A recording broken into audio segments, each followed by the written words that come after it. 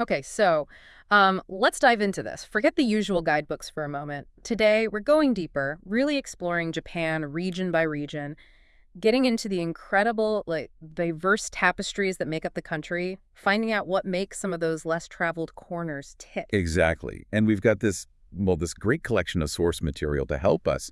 It gives such a unique perspective. We're pulling from research notes, excerpts, even song lyrics, which is fascinating. Hmm. And these cover 5 really distinctive prefectures: Ehime, Hokkaido, Ishikawa, Oita, and Toyama. Right.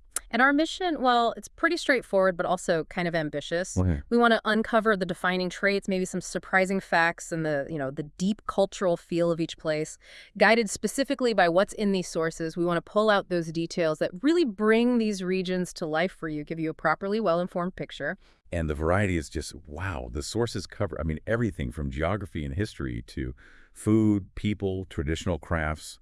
And yeah, even that kind of intangible feeling of a place that you get from the music.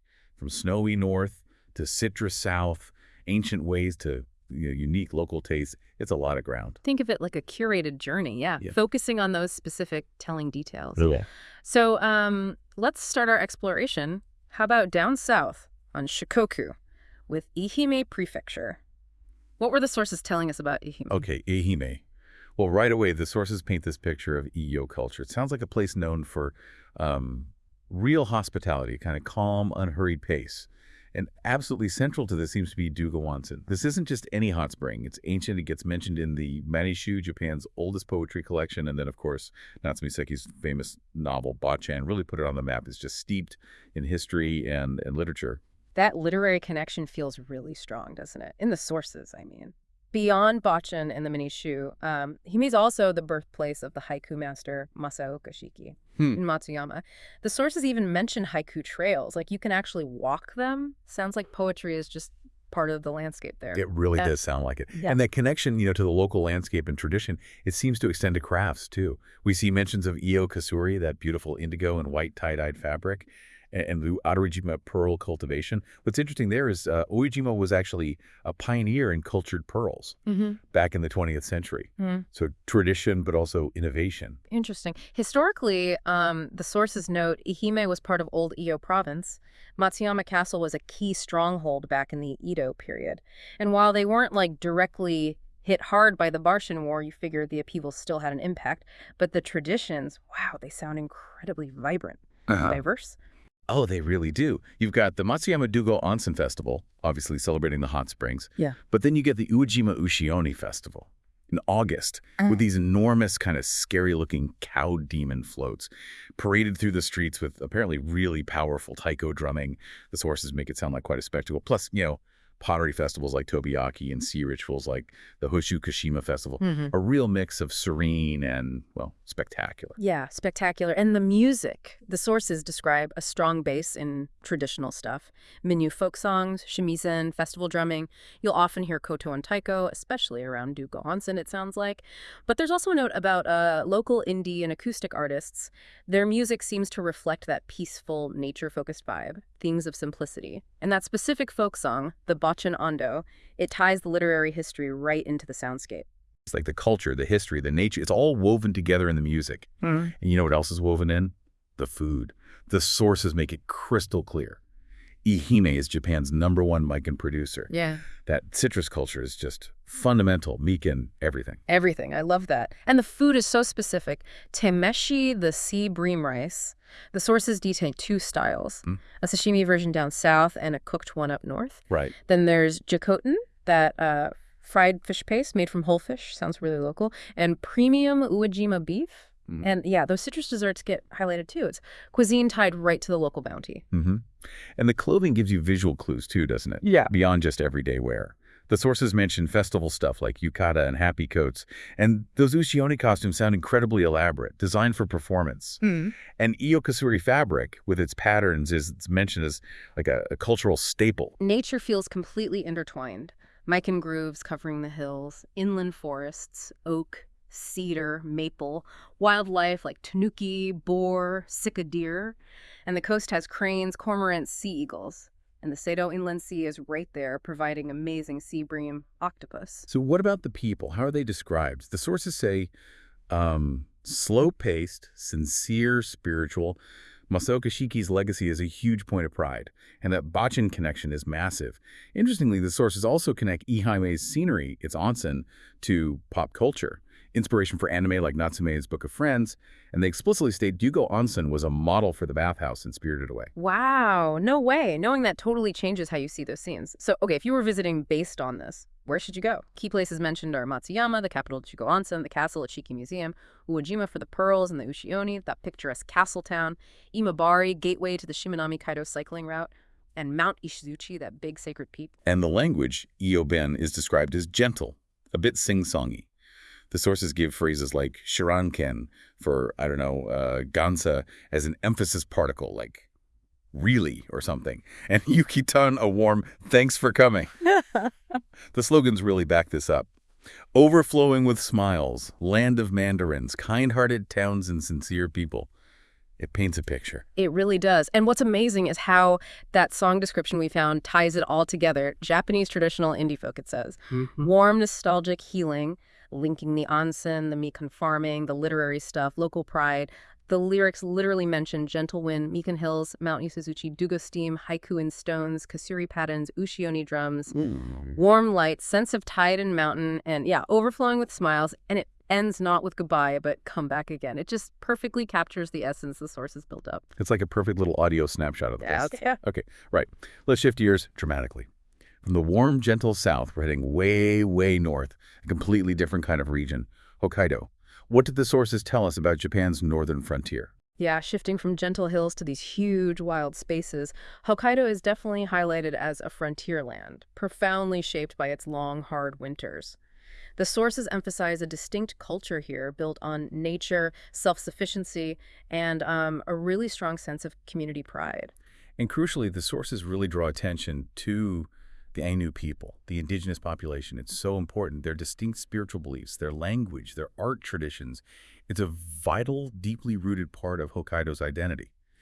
And the sources acknowledge the history, the suppression, but also highlight the revival efforts happening now. It's not just about modern development. Right. Historically, it was called Izoki, renamed and incorporated during the Meiji Restoration, 1869, largely to, solidify Japan's northern border. Development was even guided by foreign advisors, which apparently gave its infrastructure and farming a unique slant. And unlike most of Honshu, it was mostly spared direct WWII bombing. More recently, the focus is on things like ecotourism, dairy farming, which is huge up there, and even talks about regional autonomy, reflects that independent spirit. The big traditions seem tied to the climate or that frontier feel. Sapporo Snow Festival, world famous, right? Those massive sculptures. Yosakoi Saran, that really vibrant, energetic dance festival. And then the vital Ainu rituals, Iomante, the bear sending ceremony, throat singing, dance. Summer brings the lavender and Furano, and winter, well, it's all about snow activities. Ice fishing, snowshoeing. The music scene sounds like a real mix, too. You've got the traditional Ainu music tonkori, that string instrument, and the mukuri and mouth harp. Yosakoi Saran uses that high-energy folk electronic fusion music. And there's this growing Ainu musical revival, blending ancient traditions with modern sounds. Plus, lots of modern artists seem inspired by the snow, the mountains, that feeling of freedom you get from wide open spaces. That food. Oh, man. The sources call Hokkaido a seafood heaven. Think amazing crab, uni sea urchin, ikura, scallops, squid, just top tier. But it's not just seafood.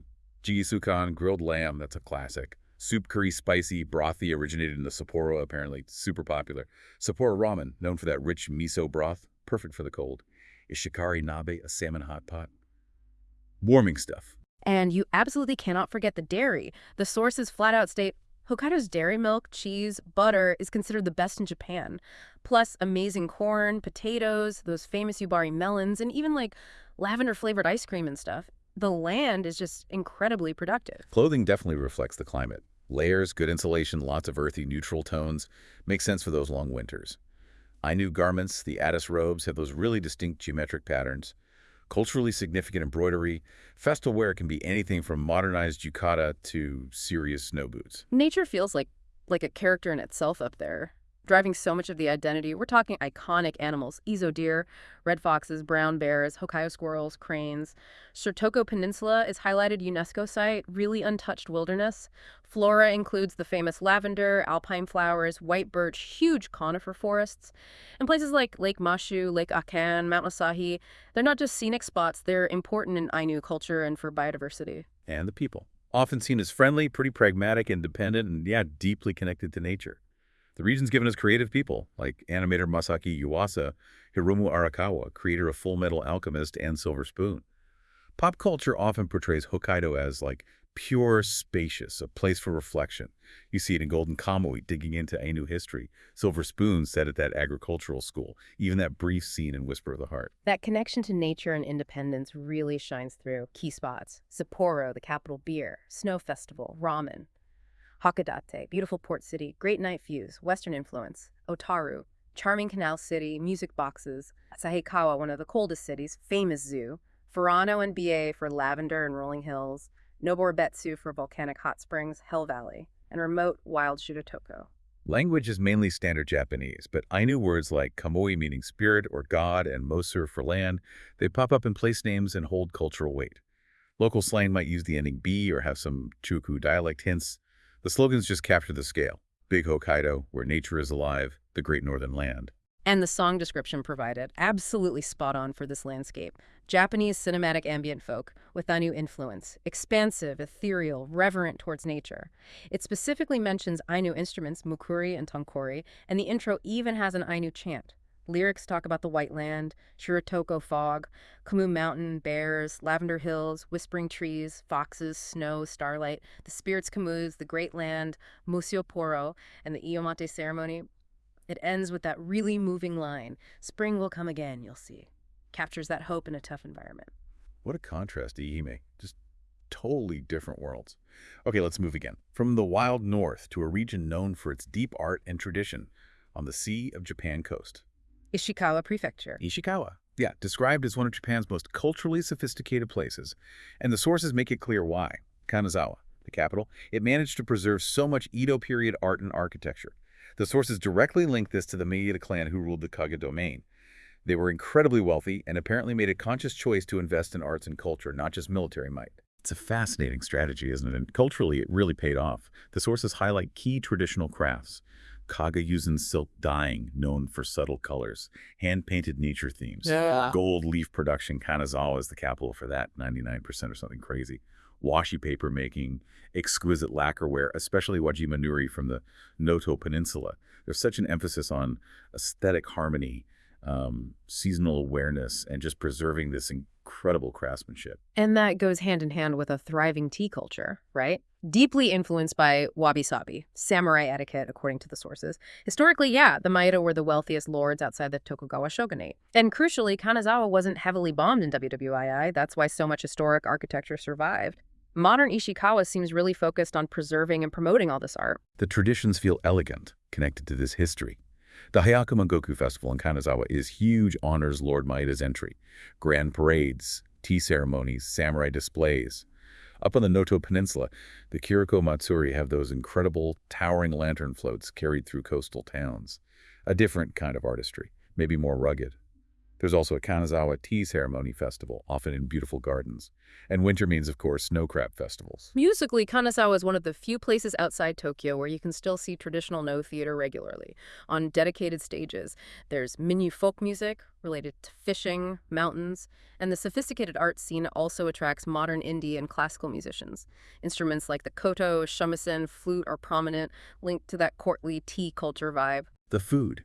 It's a blend of that refinement and amazing local ingredients. Kaizendan, fresh seafood bowls, famous from Micho Market in Kanazawa. Lively place. Jibuni is a unique local stew duck, or chicken, thickened with starch. And you have to mention the gold leaf desserts. Soft serve ice cream topped with edible gold leaf. It's like the classic Kanazawa experience. Premium Noto beef, amazing seafood like Notoguro fish, snow crab, oysters, and seasonal wakashi sweets with matcha tea are just essential to the tea culture. Clothing and style seem clearly influenced by the crafts. Kaga-Yuzen kimono are iconic. Festival happy coats up in Noto can be quite ornate. Craftspeople often wear traditional smocks, and the modern Kanazawa style described sounds refined, uses natural tones, often blending contemporary design with traditional textures. Nature is integral too, especially at Kenroku Garden in Kanazawa, one of Japan's 3 great gardens. Meticulously designed, famous for plums, irises, shaped pines. You also see cedar forest, bamboo groves, camellias. Wildlife includes macaques, sero, boar in the forests, migratory birds near Noto. And that Satayama landscape where human life harmonizes with nature through farming and forestry seems very evident there. People from Ishikawa, often characterized as refined, polite, artistic, strong local pride. Historical figures like Sei Shinagan, the Zen scholar D.T. Suzuki, have connections. And the region often serves as this peaceful, artistic, sometimes nostalgic backdrop in anime and films.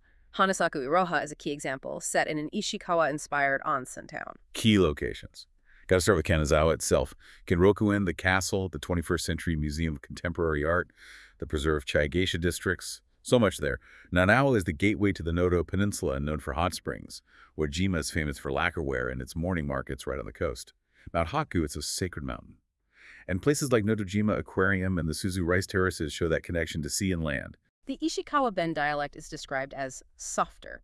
Some Kansai influence in Kanazawa, more rural sounds in Noto. Phrases include zui for emphasis, dan meaning you, and hone ikumai like a friendly, well then let's go. The slogans capture it. Ishikawa, where culture breathes and tradition lives, land of beauty and craftsmanship. Tourism often calls it a journey through elegance. And the song description aligns perfectly with this refined image. Japanese jazz-influenced chamber pop and traditional folk. Elegant, refined, introspective, referencing samurai history. Mentioned shakuhachi, piano strings. The lyrics talk about gold leaf, silk kimono, Kenroku in silence, a 1,000-year dream, culture's heartbeat, tea, that, well then, let's go, phrase. Lacquer, washi paper light, Noto drums, tradition breathing, artisan hands, and that beautiful line, beauty lives in the space between. It ends suggesting a visit is a treasure of the heart. That really captures that sophisticated artistic spirit, doesn't it? Okay, from refined art, let's move to a region completely synonymous with healing warmth. Oita Prefecture down in Kyushu. Yeah, instantly recognizable as Japan's onsen capital, right? Especially Beppu and Yufio. But the sources highlight it's not just about bathing. It's deeply connected to Buddhist and Shinto traditions, particularly mountain worship, Shugendu on the Kunisaki Peninsula. So not just resorts, there's a deep spiritual layer. Interesting. The sources also emphasize a strong rural and craftsman identity there. Pride in, like, quiet resilience, hospitality, blending that healing onsen culture, spirituality, and the rustic beauty of nature. Historically, Shudo was significant back in the Sengoku period. Chomosuren was one of the first Christian daimyo welcomed Portuguese missionaries. It became a center for Confucian studies, too. And the Kunisaki Peninsula developed as this unique hub for syncretic Buddhism blending traditions. Like Ishikawa, it mostly avoided major WWII damage. And Beppu's tourism boom in the 20th century really cemented its reputation as the domestic hot spring destination. The tradition seems so focused on that onsen culture. The Beppu Hado Onsen Festival, bath-themed parades, free access to springs, sounds fun. Yufun has a smaller music festival. On the Kunisaki Peninsula, the Rokugo Menzan festivals sound ancient, those rituals blending Buddhism and mountain worship, and festivals celebrating traditional bamboo crafts. The music includes traditional Gagaku court music, Buddhist chants, taiko drumming at temples and festivals, especially linked to those mountain traditions. Yufun apparently attracts indie, folk, acoustic musicians drawn to its peaceful vibe. Local folk songs are about nature, community, prayer. Inshita is noted for contributions to classical music education, interestingly. Okay, food time. Toritan chicken tempura with citrus sauce, that sounds like a must-try local staple. Bungo beef is their premium wagyu. Ramen, cold noodles, popular in the hot onsen towns, makes sense. Shiitake mushrooms are widely cultivated. Dangojiru, a comforting dumpling soup. Fresh saba and afeiji, mackerel and horse mackerel from the Bungo Channel are seafood stars, and local kabosu citrus gets used everywhere. Clothing reflects the onsen towns naturally. Yukatas are everywhere. Traditional robes with beads, sashes worn for Shugendu rituals. Festival wear includes happy coats, tanuki headbands, and bamboo accessories, sandals, part of that nature-based artisan style. Nature includes those amazing bamboo groves, cedar forests, mosses thriving in the hot spring steam.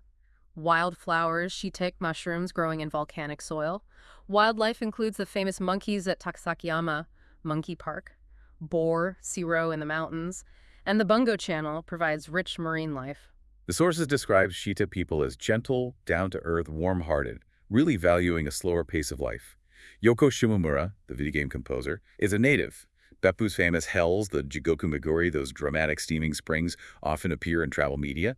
And anime like Your Name or Slice of Life series seem to draw inspiration from the peaceful, often misty onsen town aesthetics of Yufuin and Beppu. That picture of peaceful, slow living really comes through strongly. Key locations: Beppu itself, the hells, sand baths, mud baths. Yufuin, the quieter, artsy onsen town under Mount Yufu, known for cafes and museums. Shita City is the capital. The Kunisaki Peninsula, the spiritual heartland with cliff temples, ancient stone Buddhas, Takasakiyama Monkey Park, and the Usuki Stone Buddhas are also major sites. The Yutaben dialect is part of the Kyushu family, described with friendly endings like cha or jan. Yoki means good or okay, and dushitan is a friendly way to ask what happened or what's up. The slogans are all about the hot springs and chilling out. Shita, the hot spring prefecture, and relaxed, unhurried Shita travel. And the song description nails this feeling perfectly. Soulful folk and roots acoustic, it says. Earthy, comforting, spiritual, deeply linked to onsen and rural harmony. It even features instruments like sanshin and bamboo percussion, uses a call and response chorus. Lyrics mention warm steam, yuhuan bamboo asking, "You had a good soak?" calling the onsen the bath of the soul. And that lovely simple exchange, "What's wrong? Nothing, I'm just healing." It just captures it.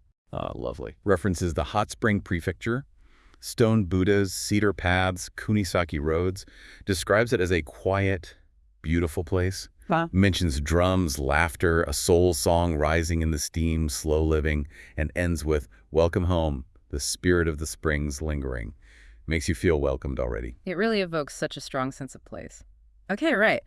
Journey to our final prefecture for this deep dive. A region strongly connected to mountains and, interestingly, medicine. Toyama. Koyama, yeah, immediately makes you think mountains. The sources highlight this reverence for Tateyama, one of Japan's 3 sacred mountains. The culture seems to blend Shinto and Buddhist mountain worship with a heritage of farming and fishing. Yes, the mountains are absolutely central, and it has this incredibly unique, long tradition of medicine-making and traveling pharmacists, the Toyama no Kusuriori. The sources note a culture that values hard work, humility, a deep reverence for nature, and living in tune with the seasons. Historically, it was also part of the Kaga domain under the Maeda clan, who, as we saw in Ishikawa, really promoted education. Here, they fostered the pharmaceutical industry. It boomed from the 17th century onwards. During Meiji modernization, Toyama became important for hydroelectric power and heavy industry because of its mountain rivers. Toyama Castle was historically significant, though it's reconstructed now. The traditions are often tied to the mountains, farming, and that unique medicine heritage. The Owarakaze no Bon festival in Yatsuo is particularly famous. That haunting, graceful folk dance, dancers in straw hats hiding their faces, performed to melancholic music, traditionally praying for a good harvest, protection from wind, really evocative. There are also historical Tateyama rituals linked to mountain pilgrimage life, death, rebirth themes, and festivals celebrating the medicine peddler tradition. The music seems really defined by that one haunting melody, the Owara Bushi folk song, considered one of Japan's most moving regional songs. Toyama folk music often uses shamisen, kokyu, that unique bowed instrument and flute. Often slower, sometimes sorrowful melodies. Modern indie artists in the region sometimes explore themes of isolation, nature, transience. Reflects a quiet, poetic sensibility. The food reflects bounty from both mountains and the sea, which is quite close. Masu no sushi, pressed trout sushi wrapped in bamboo leaves, a regional icon. White shrimp, shiro ibi sweet, delicate, unique to Toyama Bay. And in spring, hotaru ika, firefly squid. They light up the sea at night. An amazing sight and a delicacy. Toyama black ramen is known for its rich, peppery soy sauce broth. Mountain vegetables, sansai, mushrooms are common, and the pure water supports great soba, rice, pickles. Clothing style sounds simple, traditional, functional. The Owara Kaze no Bon dancers wear yukata, soft floral patterns, and those distinctive straw kasa hats. Creates that elegant, humble look. Craftspeople often wear work coats, indigo jackets, a style connected to the land, to hard work. Nature is paramount. Lush forests, cedar, beach, pine climbing towards alpine regions with unique flowers. Wildlife includes the special ptarmigan or snow grouse, black bears, serow, macaques, golden eagles. Toyama Bay is incredibly deep near the coast, supports deep-sea species. And that firefly squidlight show is just a world-famous natural wonder. People are often described as modest, hardworking, spiritually rooted, especially through that Tateyama connection. Keiji Nakazawa, creator of Barefoot Gen, had family ties there. Some say Shigeru Miyamoto's inspiration for his nature-filled game worlds drew from regions like Toyama. And the traveling medicine man is such an enduring cultural figure. Pop culture tends to portray Toyama as quiet, spiritual, deeply connected to its environment. Key locations include Toyama City, the Capitol Canals, modern architecture, mountain views. The Tateyama-Kurobe Alpine Route is dramatic, famous snow walls in spring, cable cars, scenic trails. Kurobe Gorge offers a spectacular scenic railway trip. There's a reconstructed Toyama Castle, the preserved Edo-style Yatsuo district for Owara Kaze no Ban, and Iozu for firefly squid viewing and coastal mirages. The Toyama-ben dialect has a soft rhythm. Hokuriku expressions like kansa, a polite desu, hona, well then, and dara, really, or right. Brrr. The slogans focus on nature, Toyama, where nature is alive, blessings of water and mountains. Locals often call it the gateway to the Northern Alps. And the song description encapsulates this perfectly. Ambient, post-folk, and nature score. Meditative, crisp, mystical, snowy, focuses on spirituality, water purity, folklore. Uses instruments like glass harmonica, koto, piano, ambient synths, nature sounds. Lyrics mention the light of snow, Tateyama shadow, wind singing, asking, can you hear it? Life, whispering, water resting, the medicine seller's voice where nature is alive.